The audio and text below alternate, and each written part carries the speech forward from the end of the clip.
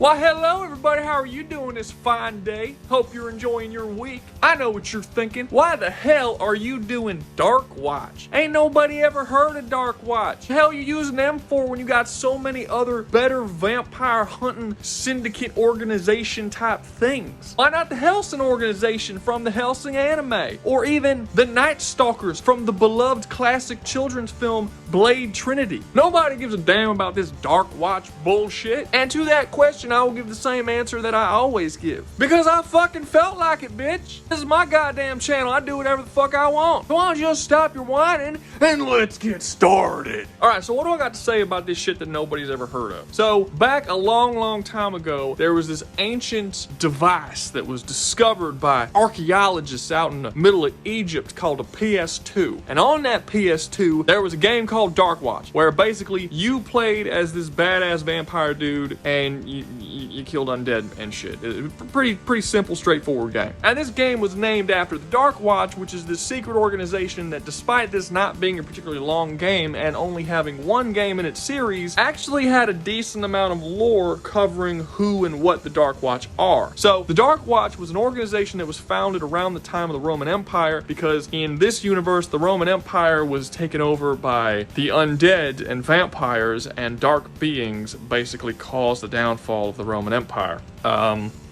Okay, from that point on, they've basically been this secret underground society of super badass vampires slash monster hunters that deal with all of the world's darkness. Their entire purpose is to wipe out this evil from the earth permanently, and they have been trying to do this for several hundred years. Members of the Darkwatch are usually trained from very small childhood to be a member of the Darkwatch, and you can actually be born into the Darkwatch by having two Darkwatch parents, and it is just expected that you will also be a member of the Darkwatch. Your life is essentially made null, as it is completely and entirely devoted to the cause of the Darkwatch. Now, it is possible for you to join the Darkwatch without being born into it. There are certain exceptional human beings who, just through whatever life decisions they've made, are considered to be skilled enough and good enough to join the Darkwatch and help them fight in their mission against evil. The weapons of this organization are a bunch of crazy advanced guns for whatever time period the game is taking place in. As far as the one and only game in the series, it takes place in the 1800s in the Old West. However, it has been released by creators of the game in concept art and things like this, where the Darkwatch actually does exist all the way up into the 2200s, where they basically look like fucking Warhammer 40k characters. But since the game takes place in the Old West, that is what time period this challenge is going to take place in as well. And in the Old West, they don't have any weapons that you haven't seen before. They have things like crossbows and pistols and shotguns and rifles and all the basic shit you would expect to see in an Old West game. However, it should be noted that these weapons are considerably more powerful than anything that we have today. For one, they use blessed silver bullets that do massive damage to undead and really any form of evil that it's used against. And many of the just straight up designs of the guns are just more advanced than they were back then, and in a lot of ways more advanced than they are now. For instance, their pistol has magazines, which didn't exist back in the Old West. They're also shown having things like automatic weapons, and they have a shotgun that has 4 barrels on it that every time they fire it sort of turns like a fucking Gatling thing, you know? Their weapons generally allow them to have far more ammo and shoot faster than weapons in even modern day a lot of the time, without having to have as large of magazines to actually hold that type of ammunition. Their weapons are so strong they're able to damage creatures that took an explosion to the face that destroyed an entire steel train car without any damage whatsoever. And they can be harmed by just their basic pistol. So these guns are very powerful. But the most dangerous thing that the Darkwatch has are 2 members in particular. First one being a woman by the name of Cassidy Sharp. So Cassidy Sharp, much like a lot of members of Darkwatch, was born into Darkwatch and raised from a young age. She's very young, she's only in like her early to mid 20s, but at some point during a battle with one of the most powerful vampires who ever lived, named Lazarus, she tragically died. However, God deemed her necessary to the world as a whole, so sent her back down to earth as an angel to continue the fight against Lazarus and the evil that exists on the planet. And when she came back as an angel, she has all kinds of new powers that she didn't have before, obviously. obviously. I mean, she's a fucking angel. Not only does she always look butt-ass naked now, which, you know, bonus, but she can fly, she can hurl lightning down from the sky, she can fire these weird blue balls that look like they're distorting space-time as they're flying towards you. I don't actually know what these are, but they look fucking cool. She can use fire, and she can shine light from her body, and anything that light touches, it damages severely. Even beings that are not weak to sunlight get damaged by this light that she just sort of shines. She has this wave explosion attack. I'm not really sure what this wave is made out of, but basically she has a bunch of different elements, light, and different sort of odd attacks that are all in some way based on some kind of holy damage. But the most powerful force that Darkwatch has is a man by the name of Jericho Cross. Unlike Cassidy, Jericho was not born in the Darkwatch. He was actually a soldier that fought in the Civil War, although we don't know what side, conveniently. And he eventually deserted because he was just done with all that bullshit and decided to become a bank robber, basically. And he started robbing trains and banks, and he became a thief and all this kind of stuff. Well, at one point he decides to rob a train that unknowingly to him was holding Lazarus in essentially a prison transport as opposed to there being any money. This led to him accidentally freeing Lazarus and Lazarus infecting him with the vampiric virus or whatever you want to call it. Darkwatch initially wanted to kill him for this, but Cassidy convinced them to give him a chance as she saw something greater in him, something that may be able to help them take out Lazarus. So he became this half vampire, half human new recruit for the Darkwatch to help them fight against Lazarus. And he is strong as shit. Not only is he clearly shown to be more powerful than Cassidy Sharp, as well as Lazarus, he has a whole big list of powers. He can ignite his bullets in holy fire and burn his enemies with like this holiness, I suppose. He has Black Shroud, which is death manipulation, just instantly kills everyone in the vicinity who is caught in the Black Shroud. He has Soul Sucker, that on sight, just by looking at someone, he could steal their soul, rip it out of their body, and suck it into himself. He has Vindicator, which just releases this electric shock that goes everywhere around him, specifically attracted to evil beings, and wipes them out. He has Blood Armor, where as long as he has blood in his system, his blood will actually form a shield around his body, on top of having Mystic Armor, which is actually like a magical holy armor that does not allow evil beings to pass. He has Fear Manipulation on all that come near him. He has the ability to control all undead beings. He has a Blood Vision, which allows him to see things that other people cannot. He can see through hallucinations and illusions and things like that, but he can also see people through walls if they're trying to hide from him, or through certain stealth. He's capable of seeing invisible beings with his Blood Vision. And this all happens before he steals the power of Lazarus, which happens about midway through the game. Lazarus is so powerful that, again, he survives an explosion in the face that destroys an entire train car, but also when Lazarus got out of prison with just a casual hand wave, he was able to bring to life all undead across the entirety of the Old West and put them under his control. Every single creature that you fight in the game as Jericho West, which is hundreds and hundreds and hundreds and hundreds of monsters, are all brought to life and controlled by Lazarus. Once Jericho defeats Lazarus, he steals his power and then multiplies that by his own. So Jericho also acquires the power to control all undead life forms. That doesn't really make sense, huh? Undead life form. What would you call it? Undead, just undead creatures. Creatures who are undead. So the question then becomes, can these vampires survive being hunted by the Darkwatch?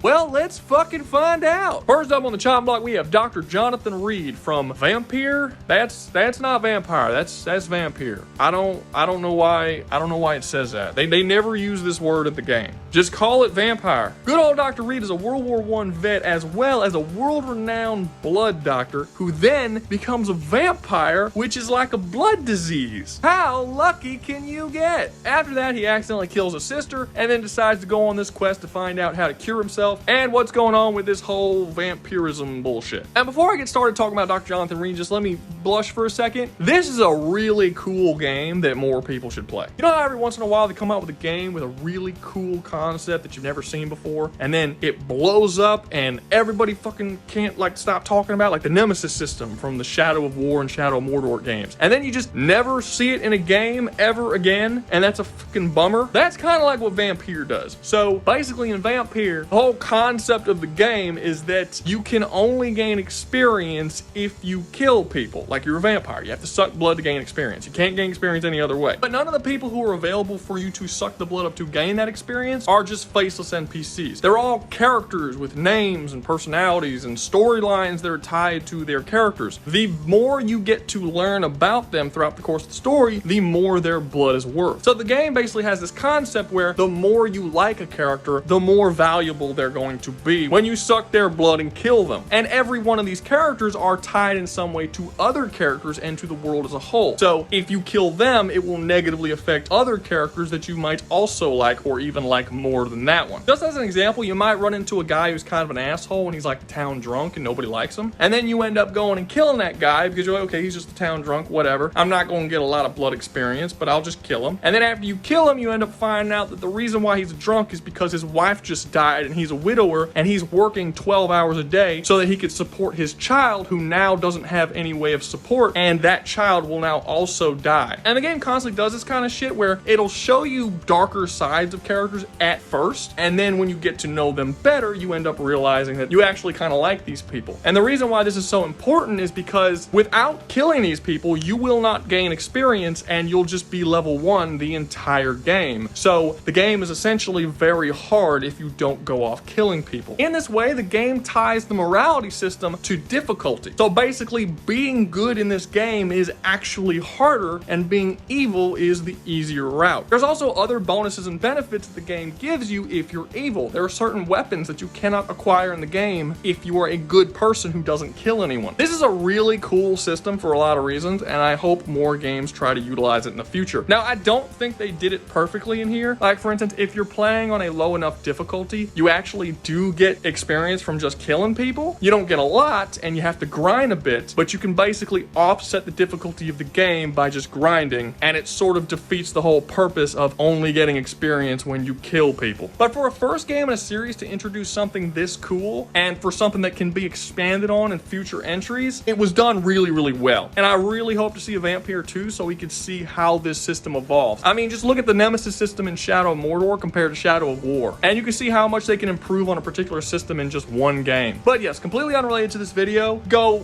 play Vampyr if you haven't. It's a little janky because it's a AA game, not a AAA game, but honestly, even with that bit of jank, it's still less janky than like most AAA games nowadays. Like, it's really good. So, you know, go play it. So now back to the actual purpose of this video. What exactly can Dr. Jonathan Reid do? Well, as I said before, he is a World War I vet. He is a master of both melee weapons like swords and knives and bats and all sorts of things like that, as well as being a master marksman. Even before he becomes a vampire, he is no stranger to violence. But then once he does become a vampire, it's a whole different story. He gets a whole swash of different powers, and the lore of the vampires in Vampyr is kind of one of the coolest things about the story of the game. There's a general vampire hierarchy and different species of vampire that all have different powers and abilities and things like that. Reid is a member of the strongest species and the highest in that hierarchy, the Ekons, and they're capable of doing all sorts of shit. Jonathan can control the shadows under people's feet to come to life and attack them and skewer them on this like shadow spike thing. He can control the blood in a person's veins, ripping it out of their body or coagulating it inside of them to kill them. He can teleport. He can turn into shadows himself. He can hypnotize people and turn them against his enemies. He can read their minds. He can get visions into the past and see things that have happened in certain areas, even if he wasn't there when those things happened. The weakest of the vampires in Vampyr, I think they're called the Skulls or the Scrawls or something like that, they're actually stated to be able to be turned into ash from being burned by the sun, and they can regenerate from being ash. And again, it should be noted, the Ekons are considerably more powerful and have all of the powers that they have plus more. So Reid should also be able to regenerate from being turned to ash. Even the absolute weakest of vampires are capable of tearing people just apart, just into little pieces with their bare hands. They can rip through wooden doors and metal walls and shit. They're pretty damn strong, and by the end of the game, Reid becomes one of the strongest ones that are alive. This is mostly due because you end up finding out by the end of the game that you were actually turned by someone who was made into a vampire by like the god of vampires. And the game talks about this being a rule a lot, where the strength of the vampire that's made is very heavily based on the person who makes them. And since he's a direct line to the person that created all vampires, he has a very, very high level of potential power. And depending on how you play that game, you can unlock that potential. So would Dr. Reid be able to survive the Darkwatch? Sadly, no. Against most people and even most vampire hunters in fiction, I don't really think Reid will have that much issues with them. Like, again, being able to come back from being turned to ash is pretty impressive. However, he is shown to have a couple of pretty major major weaknesses, and that's a weakness that the Darkwatch will have absolutely no issues in exploiting. One of those being his weakness to faith. So in the game, characters do walk around with crucifixes, and they can pull them out and shine them at you, and that does physically hurt you and make you back away from them. This is described in the game as not necessarily being the cross that's hurting him, but actually they are weaponizing their faith. If someone believes in a symbol hard enough that that symbol will protect them from a vampire, it becomes manifested in this world. So any form of actual faith or belief in something to defend them will work. Considering that all of the Darkwatch's bullets are blessed by God to protect them and to kill dark beings, it should all work on Jonathan Reid. He's not going to be immune to this, and these bullets are going to hurt him considerably more than bullets in his own series that don't really do anything. And while it's true that he can come back from being turned into ash, even if he's burned from the sun, so the weakness to the sun won't really harm him all that much, like it's just a temporary solution. It is stated in the game that just regular fire will turn them to ash, and that will be permanent. They can't come back from being burned by fire. Considering that the Darkwatch do have fire and use it as a weapon often on the undead, again, this is another thing that they will be able to take him out with. Specifically someone like Jericho that can actually coat his weapons via, I don't know, weird vampire magic. He can coat his bullets in flaming holy fire that ignites anyone he shoots with just fire across their whole body. So basically, literally anyone in Darkwatch can either severely hurt to just straight up kill Jonathan in just a couple of shots. All of his vampire defenses are basically useless here. Now, do I think he will be killed by Darkwatch? It depends on what version of Jonathan we're going with. If we're going with the version that is pacifistic and that does not go out of his way to suck blood and kill innocent people, who just fights against the vampire hunters who are coming after him, I think the Darkwatch might actually ask him to join. They do that with Jericho. Jericho is a vampire that is asked to join, so it's not unheard of for them to have vampires join their ranks. They'll definitely treat him like shit and they're not going to like him very much, but if they find that he will be useful, which he will, he's a world-renowned blood doctor and a relatively powerful vampire, they will find a use for him. So yes, Dr. Jonathan Reid can be killed by the Darkwatch. Will he actually be killed by the Darkwatch? I don't think so. I think he's probably more likely to be forced into joining their ranks. They're probably going to give him an ultimatum: join us or be killed. And he would likely join rather than being killed. But if he ends up turning into like Dark Jonathan and starts killing innocent people, he stands no chance. They're going to come up, they're going to one shot, boom, he's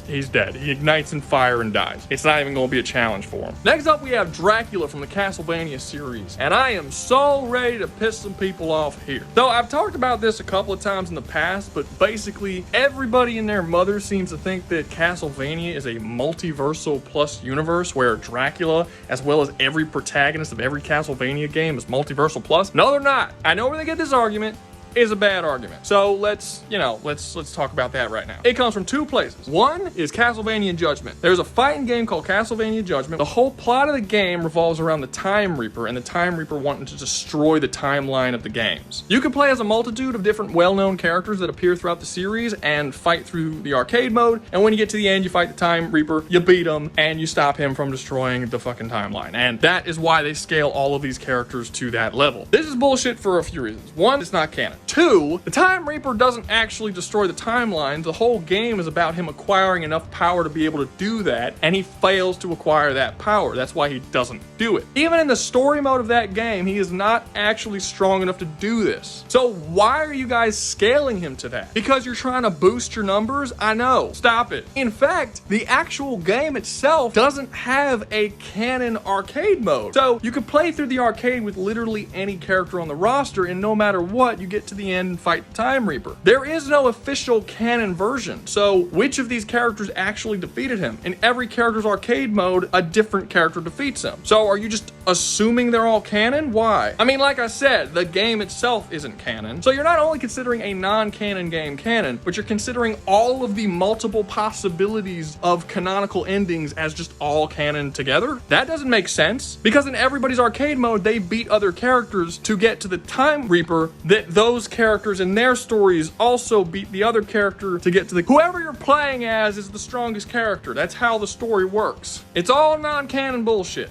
Stop using that as evidence like it actually matters. The second reason why people think that it's multiversal is because of Dracula's castle. So basically, Dracula's castle is this big ass castle that moves around and shit, and it has multiple universes inside of it, like little pocket dimensions that are inside of the castle. And because Dracula controls this castle, he controls multiple universes, ergo, he is multiversal. No! For one, Dracula did not make this castle. Chaos did. Chaos is basically the devil in the Castlevania universe. He made the castle and then gifted it to Dracula. Dracula's life force is connected directly to the castle, which is why he has control over it. But he can't create and destroy and manipulate universes. He just pilots the castle. He also doesn't have direct control over the many different pocket dimensions that exist within the castle. He just has control of the castle itself. It's a vehicle, and not even one that he ever uses in combat because it's not capable of fighting back. It's just a really big castle. I mean, shit, in the lore, the monsters that exist within the castle that fight against you as you try to go through and find Dracula aren't even produced by the castle. They're made by the Devil Forge Masters. So that isn't even due to Dracula's power or the castle's power. Dracula's not that strong. And because of these two things, if you go on shit like Versus Battle Wiki and all this shit, you'll see that literally every character from Trevor to Alucard to Hector to everybody else, if they've ever been in a game and fought against Dracula or Death or any of those other top tier characters in the series at any point in time, they're all multiversal plus. All because of this stupid castle thing. No, it's dumb. Stop it. Now, having said that, Dracula is pretty powerful. I mean, he can do a lot of stuff. He could shapeshift. He has death manipulation. He has reality manipulation, invulnerability to almost all forms of damage. He has dark magic that allows him to just do all kinds of random bullshit. In every game, he seems to get new crazy powers. So he is really powerful. He doesn't have to be multiversal though to do that. So how would Dracula do against Darkwatch? Would he be able to survive? I mean, he's second on the list, so obviously, no, he can't. But hold the hell up for a second, Rouga. He has all these powers. I went to Versus Battle Wiki and scrolled down the list, and it's like 200 different powers. You're telling me that Darkwatch, with their little powers, can get around all of it? Yes, that's exactly what I'm telling you. And how are they capable of getting around it? Simple. In the Castlevania universe, Dracula can be harmed by any holy weapon. The reason why he's so difficult to kill is because there aren't that many holy weapons. The only real holy weapons that exist is the Vampire Killer, which the Belmonts wield, and then there's some other stuff like Alucard's sword is considered a holy weapon. This is what allows regular human beings to fight a creature that is far beyond them in power, because as invulnerable as he is to damage, when you use something that he's weak against, he's basically like hurting anybody else. And unlike the Castlevania universe, the entirety of the Darkwatch organization has holy bullets that they fire at the people that they fight. All of them. Every single one. Which means that a basic bitch Darkwatch sniper, faceless soldier guy, can just snipe Dracula in the face from far away, and Dracula will be killed in one shot. Cassidy Sharp can come down as an angel and rain lightning from the sky down upon Dracula's head, and he will die instantly. It will be like him being hit by a real lightning bolt that's hitting a real regular person. He will not be able to survive against it. The Vampire Killer Whip, which is such an epic, amazing, over-the-top, legendary weapon that's capable of killing Dracula, is considered commonplace in the Darkwatch universe. They have tons of them. And if Dracula isn't capable of defeating a single skilled dude with a whip, because that whip's capable of damaging him, he's not going to take on thousands of skilled dudes with guns. It's just not going to happen. Now, is he going to be put down permanently? No. The most dangerous thing about Dracula is that it doesn't matter how many times you kill him, he's going to just keep coming back again and again and again and again. So every time the Darkwatch put him down, they're going to have to come back and put him down a couple years later, because he's just going to keep fucking doing this. So the Darkwatch are basically going to have two options. Either they can just keep killing him forever like Belmonts do, or they can do what they did with Lazarus, who they couldn't kill, and they just lock him up in a special secret vampire prison that they had, and he just couldn't escape because he was locked in there with like holy magic and shit. That's most likely what's going to happen to Dracula. So I think after they kill him once or twice and realize he keeps coming back, they're going to be like, okay, we just have to lock this bitch up like Lazarus. He's going to be in a cell right there next to Lazarus forever until he escapes. And then if he escapes, they're just going to have to put him in there again. He's not strong enough to take on the entire Darkwatch organization, each one of which can kill him with a bullet. It is what it is. Next up on the list, we have Alucard from Hellsing. So funny enough, originally I was going to have Alucard from Castlevania on this list, and then I realized I had two Alucards, so I changed Alucard from Castlevania to Dracula. So,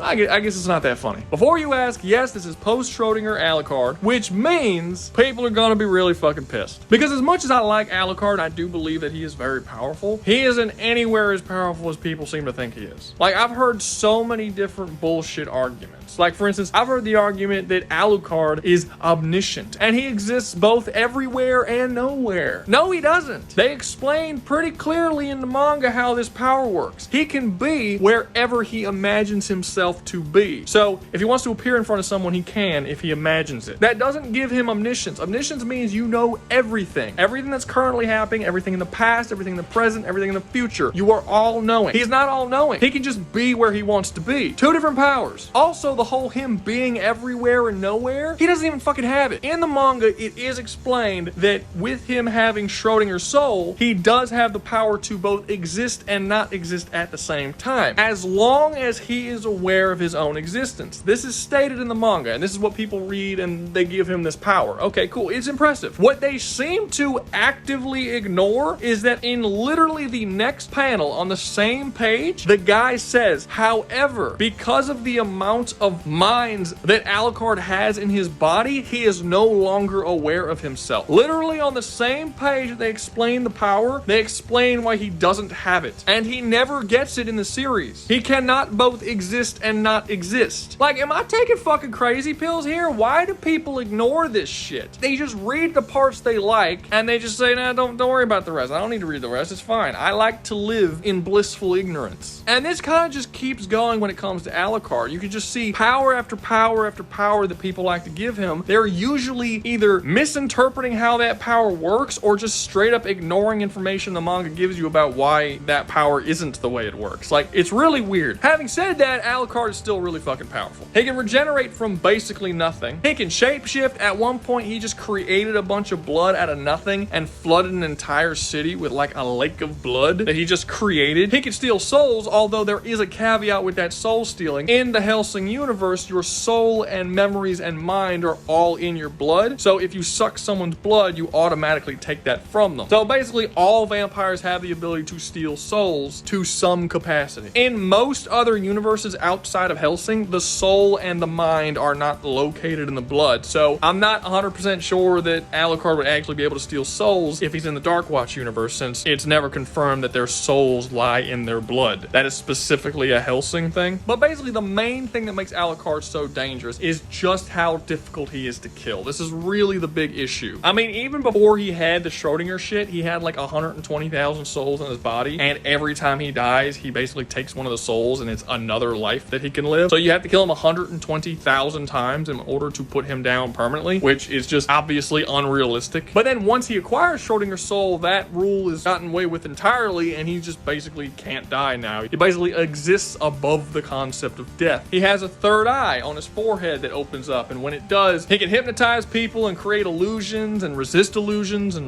being hypnotized. On top of all that, he has very similar to bullets to what the Darkwatch have. So each and every single one of Alucard's bullets are not only individually blessed by priests, but they also have like an amalgamation of all sorts of different vampire weaknesses inside of them that allow him to kill vampires. He's also immune to his own bullets, as well as immune to any form of holy damage, meaning characters like Cassidy Sharp and the Darkwatch bullets are not going to do more damage to him than they would do to any other invulnerable type character. They don't have any bonus damage to Alucard for him being a vampire. He's kind of immune to that shit. So would Alucard survive if he was in the Darkwatch world?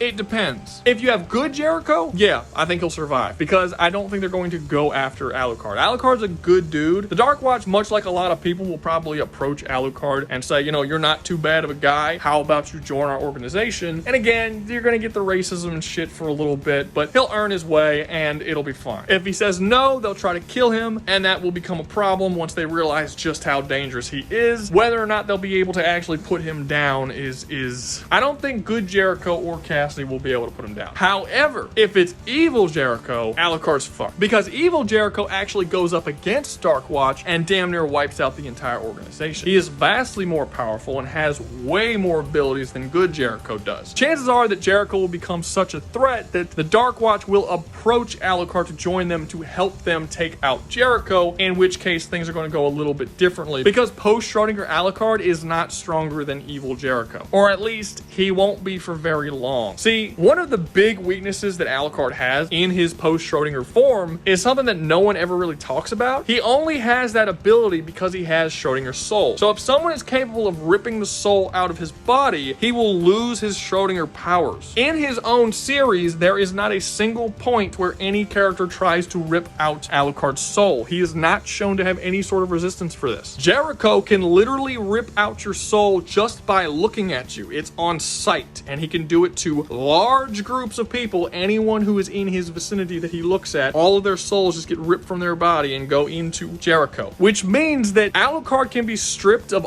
all of his powers on sight. Not only can he strip him of the Schrodinger soul, but he can strip him of all 120,000 souls that are inside of Alucard's body that give him his power. If this happens, not only will Alucard become a very weak vampire, but Jericho will acquire the powers of the Schrodinger and all the shit that Alucard had on top of his own shit. You basically just made Jericho significantly more powerful than he ever was before. And there's no evidence in the Hellsing series that this can't happen to Alucard. After that, Jericho will kill Alucard very easily. It's not even really going to be a problem for him. So, does Alucard survive the Darkwatch? Again, depends. Against evil Jericho? No, he loses. Very, very quickly. It's not even really going to be a challenge for him. Against good Jericho, he may join the Darkwatch, and if he doesn't, he's going to become a very serious problem that they're going to have to deal with, and I'm not sure 100% they're going to be able to put him down. Because again, Jericho doesn't have the Soul Suck ability in his good form. He basically gets a bunch of very powerful holy powers, but that won't really work against Alucard. Last up, but certainly not least, we have Kain from the Legacy of Kain, Blood Omen, and Soul Reaver series. And I don't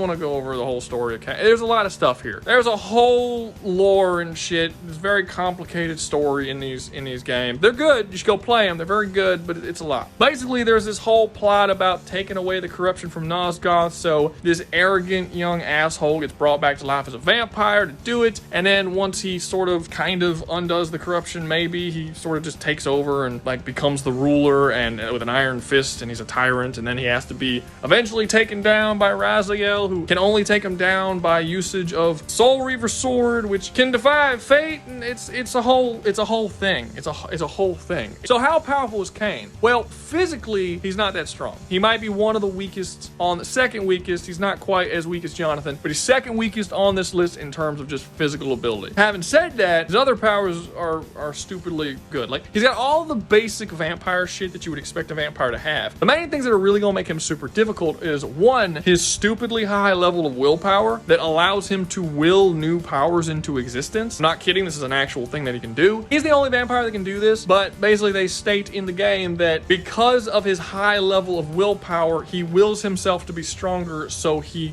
becomes stronger to match that. He's not capable of being mind controlled, but he is capable of mind controlling other people because he wanted to control them, so his will gave him that ability, and it eventually gave him the ability to literally exist beyond what is possible for fate. So basically, his will controls fate. If he wants something to happen and he wills it to happen, then it will happen. He has a decent level of fate manipulation. He is eventually taken out. Raziel does beat him with the Soul Reaver sword. It is specifically stated that the Soul Reaver sword is only capable of killing him because it has the power to defy fate itself. So, you know, his fate control is kind of irrelevant. Raziel eventually kills him with the sword steals his soul, and boom, Kain is defeated. So how exactly would he do if he went into Darkwatch? Well, for one, all of Darkwatch is going to kill him because he's evil as fuck. So there's no question there. There's no joining Darkwatch for Kain. But here's where you get to kind of a weird situation. On one hand, Kain is considerably weaker than Jericho and doesn't have as good of powers as he does. However, his ability to control fate is kind of ridiculous. It's sort of the same situation I had in a past video where I was talking about who would win in a fight between Uncle Sam and Alexander the Great, where Uncle Sam was considerably more powerful, but Alexander's power is that he just never loses. So, like, who wins in that point? While the power gap isn't that big in this situation, it's sort of the same situation. Like, if Jericho has the ability to just rip out Kain's soul by sight, and he looks at Kain and decides to do that, what'll happen? He's not just going to be stripped of his ability to do that because Kain has fate manipulation. That's not how the fate manipulation works. And Kain is eventually defeated by having his soul ripped out by the Soul Reaver, so we know that he doesn't resist that. So what exactly is going to happen? it? I don't know. Fate manipulation is a weird one because it's basically just like the plot is always written around the fate manipulation. Things don't happen because that's how the writer wrote it to happen that way. So when you start doing this almost like fanfic sort of shit where it's like, okay, well, what would happen if these two, it's unclear because in his own story, nobody has the ability to just look at him and steal his soul. So we don't know what would happen if that was even attempted. So does Kain survive? I don't know. I feel like he probably should, but he shouldn't. You know what I mean? Like he's so outclassed in power by multiple characters. Any Darkwatch regulator should be able to shoot him and do massive damage because he's not immune to blessed and holy damage. So they should all hurt him. Cassidy Sharp should be able to hurt him. Jericho should be able to kill him. But the fate manipulation, I don't know. This is one of those things where you guys have to kind of come up with your own conclusion. Like I'm just going to throw the question out in the ether. Like what do you guys think is going to happen if you have a character who literally has the power to control fate going up against characters who could easily one-shot him normally? Like will reality itself bend around and make it so that Jericho just never gets a chance to look at Kain? Is Jericho going to go blind before he gets a chance to meet Kain? Jericho should be able to regenerate his eyes, so that shouldn't even really matter. Will Cassidy Sharp calling holy lightning to smite Kain just for whatever reason miss? I have so many questions and I don't know how this would work. I'll say he lives, but I don't understand how he does. Like maybe he'll just keep escaping and getting out of their reach over and over and over again forever, and they'll just never be able to catch up to him and beat him. And then maybe eventually he'll just get strong enough through those willpower upgrades that he will catch up to them and even surpass them. Maybe that's possible. Maybe. I don't know, man. Flip a fucking coin. But that's gonna be all from me. Hope you enjoyed the video. If you did, make sure to like, subscribe, comment, share, and join the membership. Remember, if you join the membership, you get videos early. And as an extra bonus for today, and only today, if you join the membership, we will give you vampire powers. Won't that be cool? You can go and like hypnotize bitches and shit. Feed on the souls of children. It'll be awesome. And always remember, y'all stay safe out there, you hear?